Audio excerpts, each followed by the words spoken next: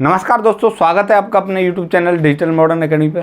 दोस्तों हम पढ़ रहे हैं हिंदी और दोस्तों अब तक हमने हिंदी में जो वर्ण वाला जो आपका पूरा जो चैप्टर थे वो हमने कंप्लीट कर लिए हैं। जिसमें हमने क्या पढ़ा था, पहले तो हमने आपकी भाषा का विकास पढ़ा था, साथ ही साथ फिर हमने वर्णमाला पढ़ी, संधि पढ़ी, समास पढ़ा।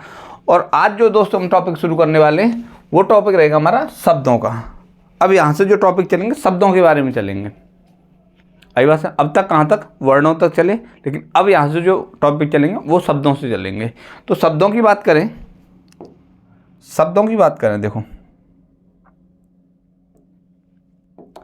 शब्दों की बात करते हैं तो पहली बात है कि शब्दों को मुख्य रूप से 4 भागों में बांटा गया है। शब्दों को मुख्य रूप से कितने 4 भागों में बांटा गया है। ठीक है, शब्दों को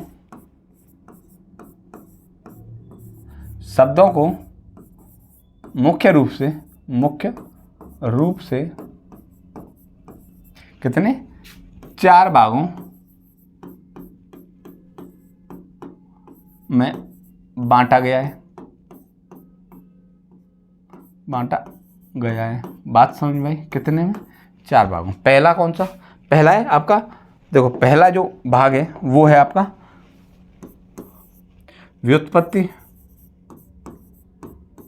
व्युत्पत्ति या इसी को रचना बोल देते हैं।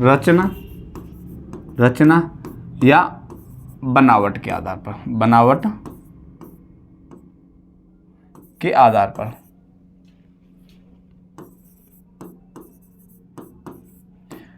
पहला कौन से भाग है आपका व्युत्पत्ति, रचना, इसी को रचना बोल देते हैं, इसी को बनावट बोल देते हैं। और ठीक है, इसी को रचना, इसी को व्युत्पत्ति, इसी को बनावट बोल देते हैं। व्युत्पत्ति, रचना या बनावट के आधार पर इनको बांटा गया है। कितने भागों में, इसको 3 भागों में बांटा गया है। 3 भेद में, भेद या भाग कौन सा आपका, पहला है आपका ऋण शब्द,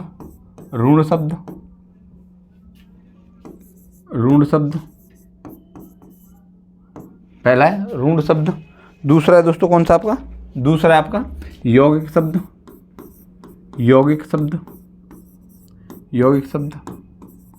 और तीसरा है दोस्तों हमारा कौन सा, योग ऋण शब्द।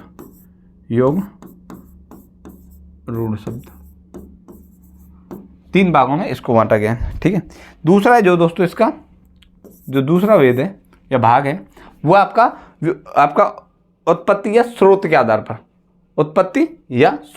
पर आपके शब्दों को बांटा गया है। उत्पत्ति या स्रोत के आधार पर जो शब्दों के भेद हैं वो कितने आपके 4 भेद हैं या आपके कितने 5 भेद हैं। कौन कौन से हैं वो मैं आपको बताऊंगा। पहला है वो कौन सा आपका तत्सम शब्द हो गए। दूसरे होंगे आपके तद्भव शब्द होंगे। तीसरे होंगे दोस्तों आपके कौन से, देशज शब्द होंगे। चौथा दोस्तों होंगे आपके विदेशज शब्द। और दोस्तों पांचवे होंगे आपके कौन से, संकर शब्द। कौन से, संकर शब्द। 5 मैंने बताया कौन कौन से। आपका पहला है आपका, इन्हें यहाँ पर एक सेकंड रुको, इनको मैं एक सेकंड रुको।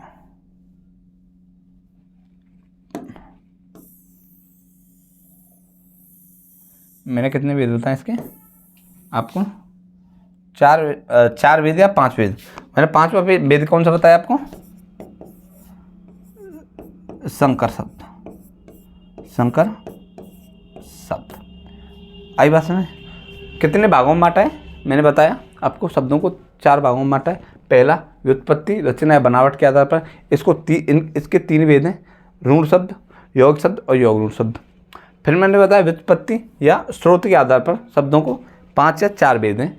पहले तत्सम शब्द, दूसरे आपके तद्भव शब्द, देशज, विदेशज, और ये जो लास्ट है इसे मान भी सकते हैं और इसे नहीं भी मान सकते हैं। अगर 5 आए तो शंकर को जोड़ लेते हैं, अगर 4 आए तो आपके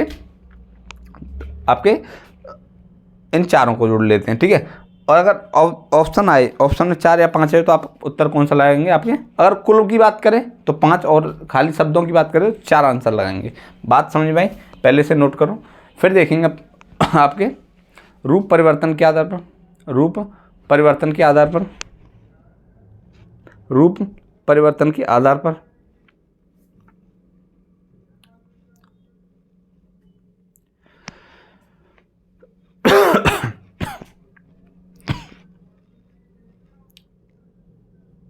हो गया। चलो, जो तीसरा भेद है वो कौन सा आपका? तीसरा प्रकार है वो है रूप परिवर्तन के आधार पर। इसके जो भेद हैं दोस्तों, उसके भेद हैं आपके 2 भेद हैं। कितने? 2 भेद हैं, 2 भेद। रूप परिवर्तन के आधार पर शब्दों को कितने भेदों में बांटा गया? 2 भेदों में बांटा गया। पहला है आपका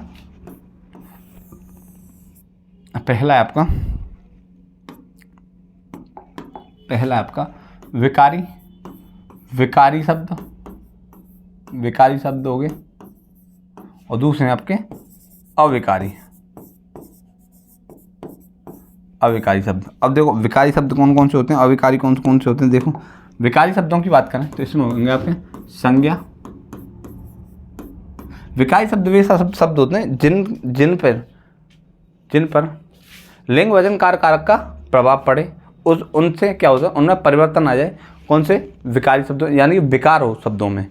और जिन लिंग वचन कारक के कारण जिन शब्दों में कोई परिवर्तन ना हो, कोई विकार ना हो, उन्हें कौन से बोलेंगे? अविकारी शब्द बोलेंगे। बात यहाँ तक समझ लेना। संज्ञा, सर्वनाम, क्रिया और आपका विशेषण, ये शब्द कौन से होंगे आपके? विकारी शब्द। और बात करते हैं अविकारी की बात करते हैं तो आपके क्रिया विशेषण, संबंध बोधक अव्यय, क्रिया विशेषण,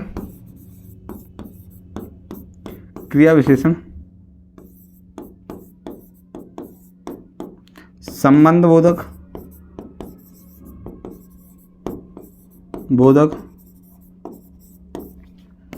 समुच्चय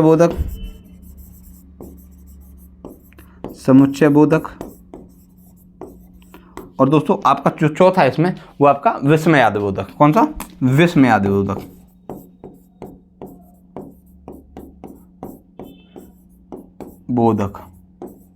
शब्द आपके कौन से होंगे? आपके अविकारी शब्द होंगे। बात समझ में आई? तो इसे आप नोट कर लो। लास्ट है जो इसका भेद होगा, जो कि होगा आपका अर्थ के आधार पर। इनके भेद हैं।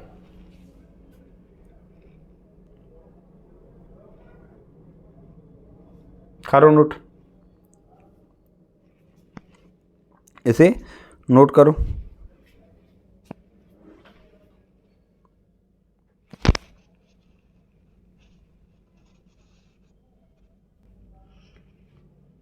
हुआ? चलो, अब जो चौथा भेद इसका या भाग है वो कौन सा आपका? अर्थ के आधार पर। किसके आधार पर? अर्थ के आधार पर शब्दों के भेद। अर्थ के आधार पर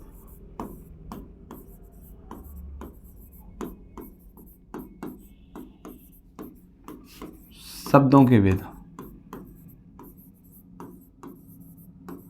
इसमें कौन कौन से आ जाते हैं आपके? इसमें आ जाते हैं आपके, देखो जो इसमें आ जाते हैं आपके एकार्थी शब्द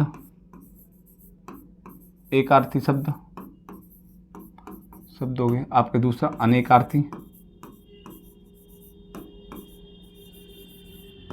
शब्द हो गए, एकार्थी, अनेकार्थी। दूसरी बात आपका विलोम शब्द, ठीक है। साथ ही साथ आपके पर्यायवाची शब्द हो गए, वाची शब्द हो गए। शब्द समूह के लिए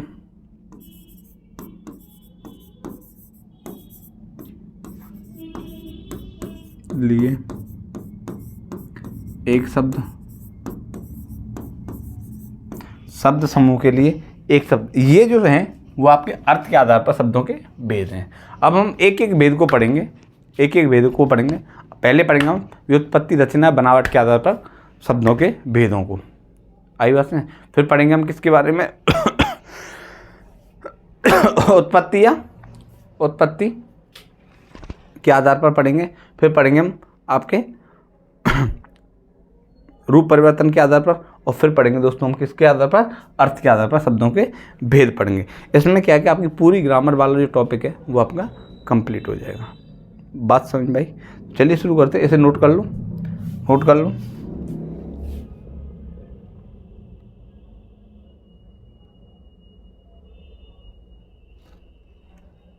और भी लिख लो इसमें, जैसे युग्मक,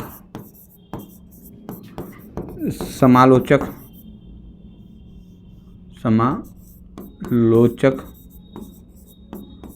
शब्द हो गए, युग्मक समालोचक शब्द हो गए।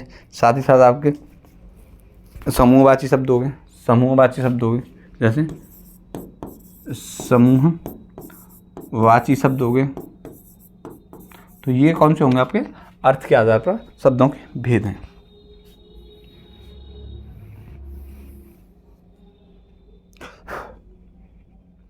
चलो मिटाएं। अब करेंगे पहला जो हमारा भेद रहेगा वो रहेगा व्युत्पत्ति, रचना, बनावट के आधार पर शब्दों के भेद। ठीक है, करें। चलो पहली हेडिंग डालो। इसमें मैंने क्या बताई थी, पहली थी हमारी व्युत्पत्ति या रचना या बनावट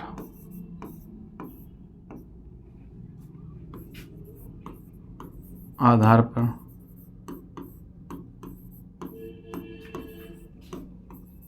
शब्दों के भेद।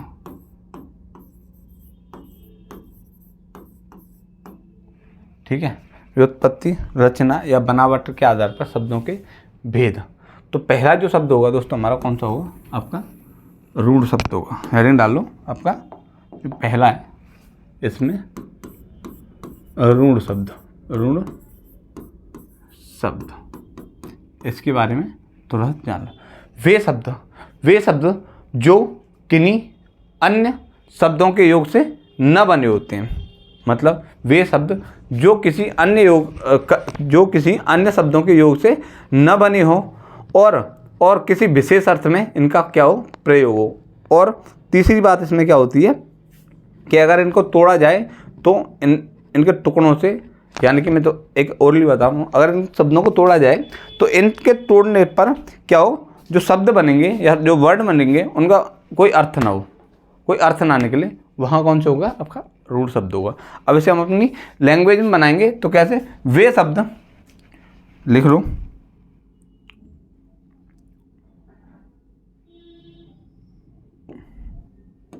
वे शब्द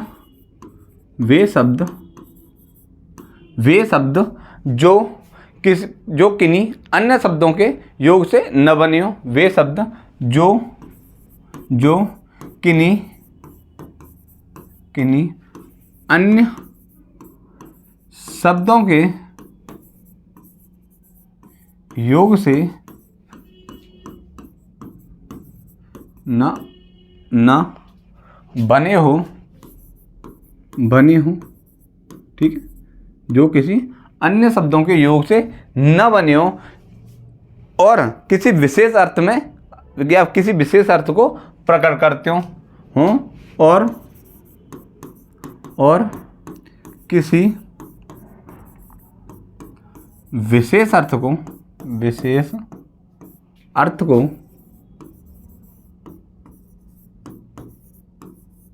प्रकट करते हो, क्या हो, किसी विशेष अर्थ को प्रकट करते हो। तीसरी बात मैंने क्या बताया इसमें, तथा इनके टुकड़े करने पर कोई अर्थ ना निकले, तथा इनके टुकड़े करने पर कोई अर्थ ना निकले, क्या शब्द होते हैं वो, क्या शब्द होते हैं, वे ऋण शब्द होते हैं, वे ऋण शब्द होते हैं। बात समझ में?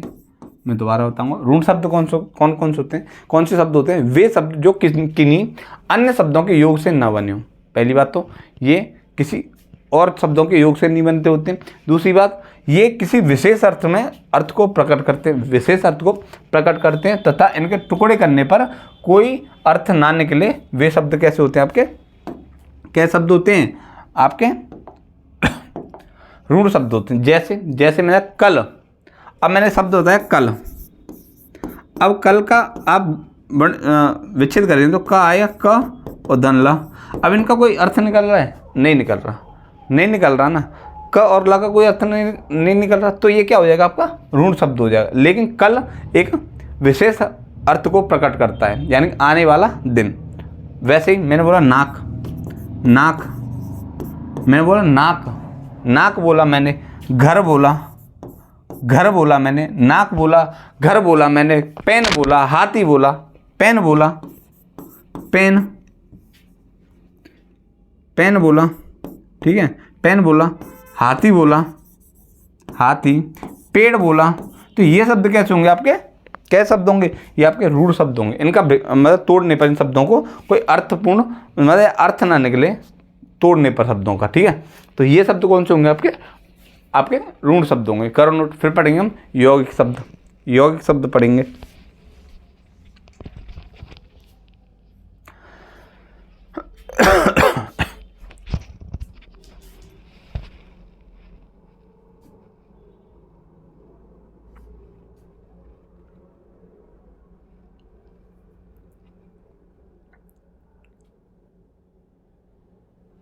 हो गया? चलो बात करते हैं किसकी, आपके यौगिक शब्द की बात करेंगे। किसकी? दूसरा जो इसका भेद वो आपका यौगिक शब्द।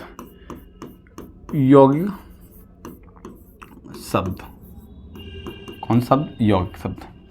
देखो, वे शब्द जो किन्हीं यानी कई सार्थक शब्दों के योग से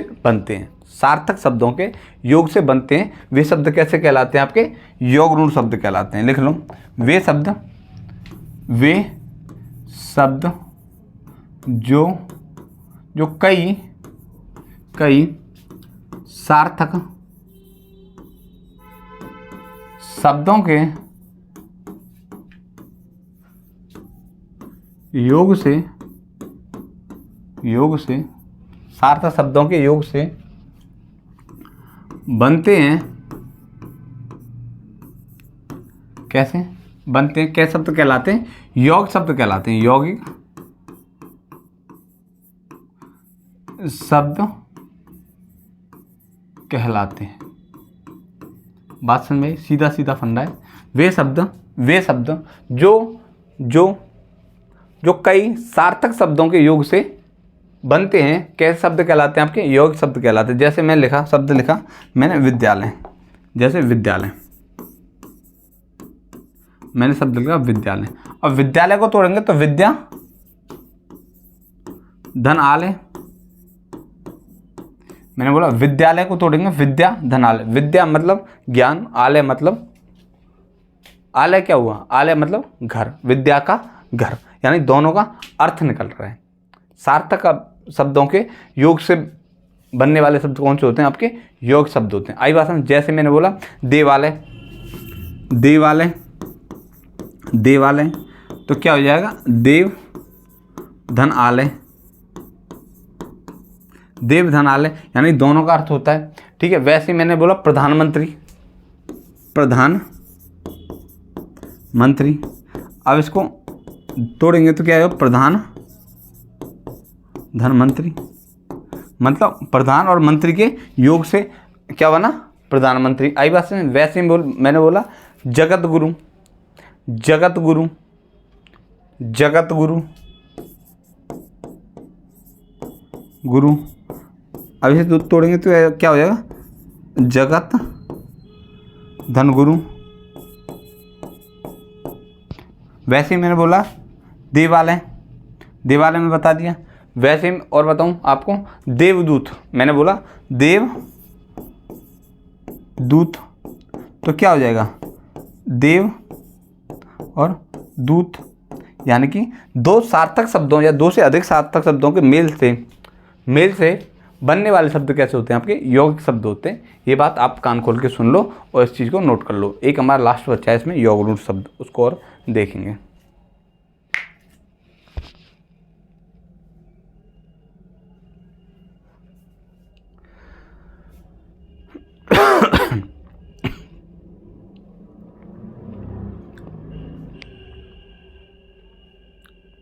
ये जितने भी शब्द होते हैं यौगिक शब्द होते हैं। यौगिक शब्द हमेशा बहुब्रीय समास के उदाहरण होते हैं, इस चीज़ को ध्यान रखना। बहुब्रीय समास के क्या होते हैं? उदाहरण होते हैं।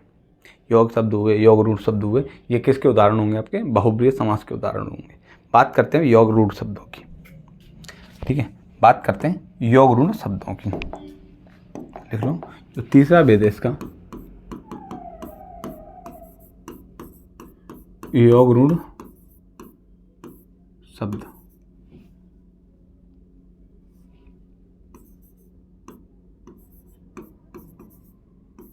यौगरूढ़ शब्द, अब इनके बारे में जानो। वे शब्द जो यौगिक तो हैं, जो यौगिक तो हैं, किंतु सामान्य अर्थ में न प्रकट होके, ये कैसा मतलब वो देते हैं आपका, ये देते हैं आपका विशेष अर्थ देते हैं। विशेष अर्थ देते हैं। कैसे शब्द होते हैं? यौगरूढ़ शब्द होते हैं। मैं दोबारा बता दूं, वे शब्द जो यौगिक तो हैं किंतु सामान्य अर्थ को न प्रकट करते, कैसे? एक विशेष अर्थ को प्रकट करते हैं। मैं दोबारा इसको और बता दूं अच्छे से। वे शब्द जो यौगिक तो शब्द होते हैं, यौगिक शब्द यानी दो शब्दों के योग से तो मिलते हैं, किंतु ये सामान्य अर्थ न देके एक विशेष अर्थ को क्या करते हैं? दर्शाते हैं। कौन शब्द होते हैं? आपके यौगरूढ़ शब्द होते हैं। मतलब एक तरह से बहुब्रीय समास वाली बात है। किसी तीसरे शब्द की बात करते हैं। दो शब्द मिलते हैं, लेकिन मिलके वो क्या होते हैं? सामान्य। जैसे मैंने बोला विद्यालय, तो मैंने क्या? विद्या धन आलय। तो अब हमने ये दो शब्द जोड़े, जैसे विद्या और आलय, तो अब क्या है? विद्या का घर, तो क्या कहलाएगा? विद्यालय। यानी कि सामान्य अर्थ दे रहे हैं, लेकिन ये क्या करते हैं? विशेष अर्थ में प्रयोग होते हैं। सामान्य अर्थ न देके कैसे देते हैं? विशेष अर्थ में प्रयोग होते हैं। तो इसकी एक डेफिनेशन लिख लो। क्या है? वे शब्द जो सामान्य जो यौगिक तो होते हैं, यौगिक तो होते हैं,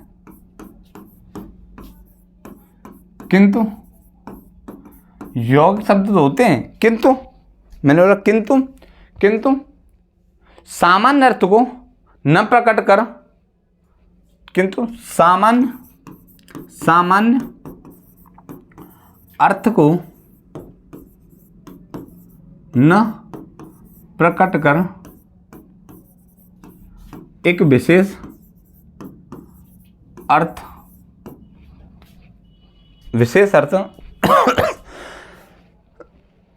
को प्रकट करते हैं। विशेष अर्थ को प्रकट करते हैं। क्या शब्द होते हैं आपके शब्द होते हैं यौगरूढ़ शब्द। यौगरूढ़ शब्द होते हैं। आई बात? यौगरूढ़ शब्द होते हैं। जैसे मैंने बोला पंकज। अब मैंने पंकज बोला, अब मैंने इसको विच्छेद किया तो क्या हो जाए, पंख धंज। अब मैंने पंकज बोला, तो पंख धंज, यानी कि पंख होता है कीचड़, पंख होता है कीचड़, और मान जन्म लेने वाला, यानी कीचड़ में जन्म लेने वाला क्या होता है, कौन होता है, कमल होता है। तो ये किसके लिए हुआ, कमल के लिए। वैसे मैंने बोला दशानन, अब मैंने बोला दस धन आनन, तो ये किसके लिए प्रयोग हुआ, 10 आनन या 10 सरों वाला। अब 10 सरों वाला कौन थे, रावण था या नहीं, बताइए। वैसे मैंने बोला चतुर्भुज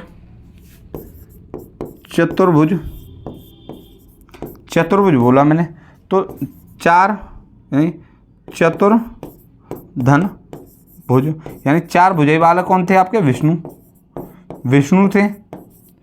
4 भुजा वाले कौन थे, विष्णु थे, कौन कहलाए, चतुर्भुज कहलाए। ठीक है। वैसे चतुर्मुख,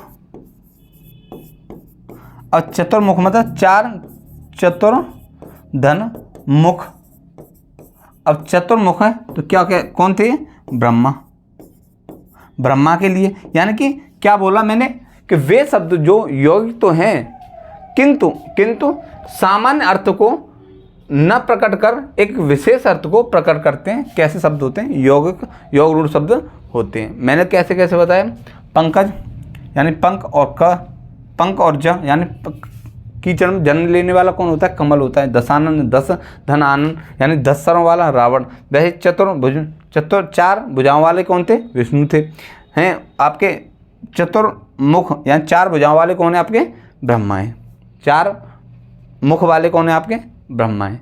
तो इस प्रकार के जो शब्द होते हैं वे कैसे होते हैं आपके, योग रूढ़ शब्द होते हैं। तो दोस्तों हमने क्या व्युत्पत्ति, रचना या बनावट के आधार पर शब्दों के भेद थे वो हमने कंप्लीट कर लिए। कल पढ़ेंगे व्युत्पत्ति के आधार पर, तत्सम तद्भव देश विदेश इन शब्दों को पढ़ेंगे, उनको बड़े अच्छे से कराऊंगा। आई बात में। तो इस क्लास को यहीं समाप्त करते हैं, मिलते हैं कल एक नई क्लास के साथ। तब तक के लिए नमस्कार, जय हिंद।